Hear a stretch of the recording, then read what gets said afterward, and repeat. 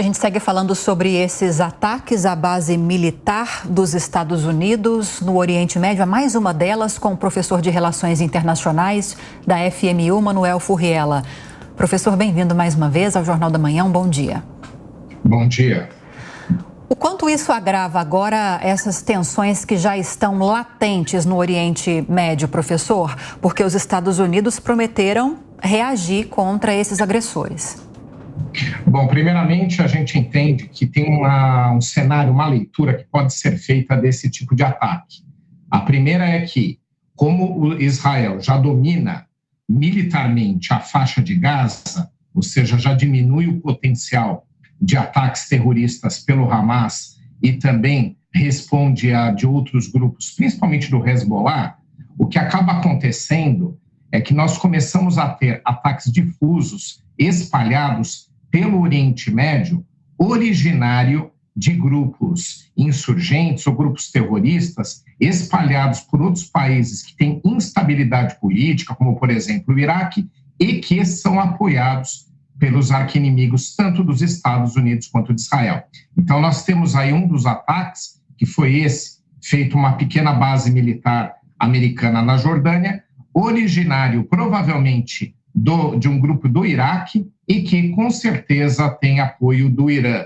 Então, o Irã e outros estados ou outros grupos que rivalizam com os Estados Unidos e com Israel na região organizam-se a partir desses outros países com ataques mais difusos aos Estados Unidos e também a Israel por conta de não conseguirem mais ter a mesma articulação dentro propriamente dos territórios palestinos. Então, este é o cenário. Mas isso torna ainda mais desafiador para os Estados Unidos organizar uma política para o Oriente Médio, porque ataques como esses, que são inesperados e que mostram como é difícil se organizar contra grupos espalhados por toda a região, fazem com que os Estados Unidos tenham aí um grande desafio para reorganizar o Oriente Médio e tentar uma pacificação lá, agravando-se também a situação de Joe Biden neste ano de eleição.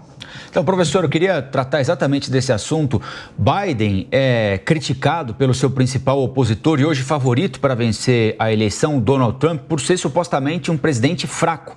A economia tem dado bons resultados nos Estados Unidos. O país, ano passado, cresceu mais do que o imaginado, gerou mais empregos do que o esperado, mas isso não se reflete em apoio ao democrata que vai tentar a reeleição, que é, repito, criticado por supostamente ser um presidente frágil, pela idade e pela forma como lidera o país também.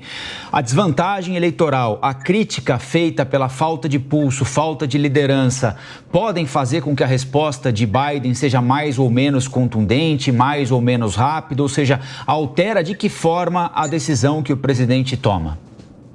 Bom, ele vai buscar, com certeza, uma resposta mais contundente para afastar essa alegação que você trouxe de que ele teria uma política externa fraca, ou que teria posicionamentos frágeis, inclusive na própria questão envolvendo ataque terrorista que Israel sofreu ano passado, houve essa afirmação. O próprio governo israelense, mesmo agradecendo o apoio americano, que aliás é um apoio de Estado, independentemente de cada governo, criticou alguns posicionamentos e algumas reuniões que teve com o Joe Biden, que buscou amenizar as decisões militares que Israel fosse tomar. Então, esse discurso, ele existe, ele é externo, mas está gerando repercussão nacional. O governo de Joe Biden não consegue alavancar a sua popularidade, tem no seu encalço Donald Trump, que já saiu fortalecido nas eleições anteriores, mesmo sendo derrotado. Por que saiu fortalecido? Porque teve muitos mais votos do que se esperava naquele momento e agora vem com toda a força.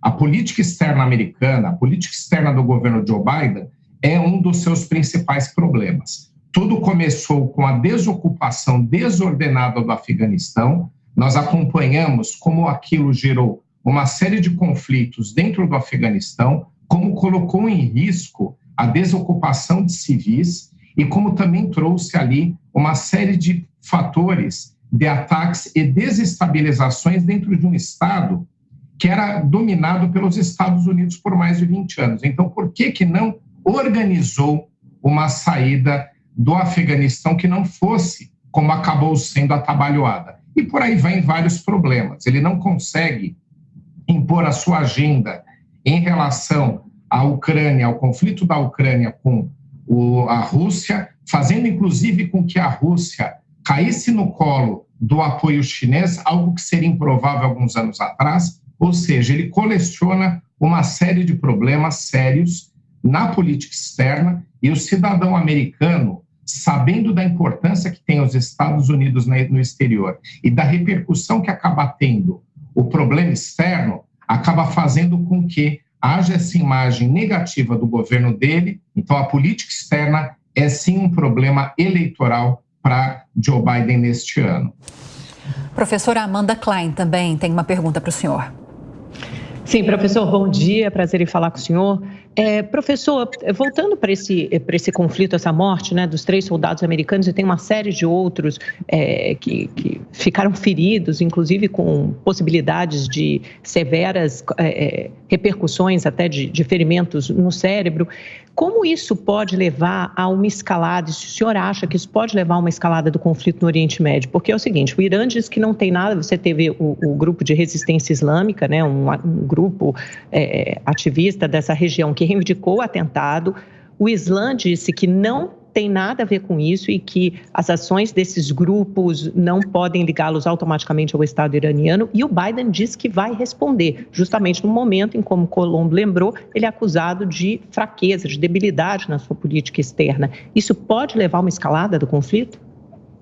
Bom, para mim a escalada ela já começou, tá? Então, eu tanto acredito nessa escalada como, na minha análise, ela já se iniciou. O que você tem naquela região, e pouca gente analisa, é que você tem vários estados atuantes que são potências regionais, né? Como é o caso, inclusive, do próprio Irã, que não é um país árabe, é um país persa. Então, você tem as potências regionais, o Irã é uma dessas potências regionais, e você tem um monte de grupos difusos, grupos insurgentes, grupos terroristas e por aí vai. Esses grupos tanto agem em agenda própria, e essa agenda é sempre contra Estados Unidos e Israel. Eles não fazem parte da zona de influência desses 2 países, como também agem sob mando apoiado por outras potências que rivalizam com esses grupos. Então, quando convém, eles se unem. Então, mesmo que esse ataque não tenha uma participação direta do Irã, a verdade é que também lhe convém, por conta de entender que seus interesses não estão prevalecendo na região. Queria agradecer a participação mais uma vez do senhor. Falamos com o professor de Relações Internacionais da FMU, Manuel Furriela. Bem-vindo sempre ao Jornal da Manhã. Professor, uma ótima semana. Uma boa semana a todos. Obrigado, professor.